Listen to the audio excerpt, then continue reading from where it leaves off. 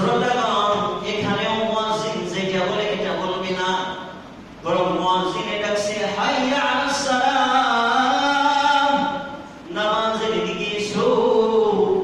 মুয়াজ্জিনের এই আযানের জবাবে শ্রোতাগণ বলবেন লা হাওলা ওয়ালা কুওয়াতা ইল্লা বিল্লাহ।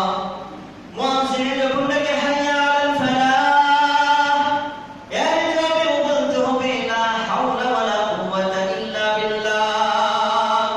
প্রশ্ন হয় হুজুর, আপনি বললেন মুয়াজ্জিনে আযানে যেটা বলবে ওটাই বলতে, হাইয়া আলাস সালাহ আর ফালার জায়গায় আপনি আবার লা হাওলা ওয়ালা কুওয়াতা ইল্লা বিল্লাহ পড়তে বলেন কেন?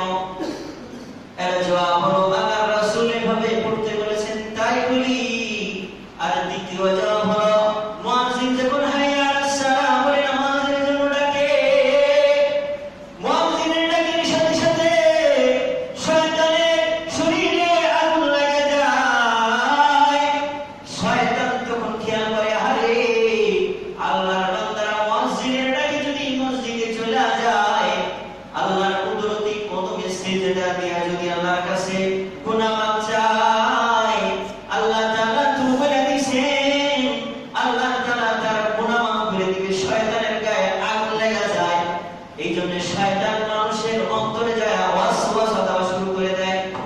আজকে নামাজ পড়ার দরকার নাই, মসজিদে যাওয়ার দরকার নাই, নামাজ তো বাড়িতে পড়লেও হবে।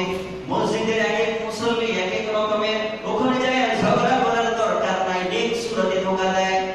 আরে তোর মসজিদে যাওয়ার দরকার নাই, বাড়িতে নামাজ পড়, বাড়িতে নামাজ পড়লেই নামাজ আদায় হয়ে যাবে।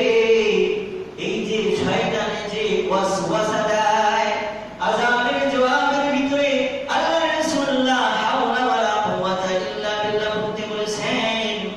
যখন বান্দা আযানের জবাবে লা হাওলা ওয়ালা কুওয়াতা ইল্লা বিল্লাহ পড়ে, শয়তান তার অন্তরে আর ওয়াসওয়াসা দিতে পারে না। সে ওযু করে মসজিদে এসে নামাজ পড়ে আল্লাহ রাব্বুল আলামিনকে যখন বলেন, আল্লাহ আপনি আহ্বান করেছিলেন নামাজের জন্য, আমি এসে গেছি আল্লাহ।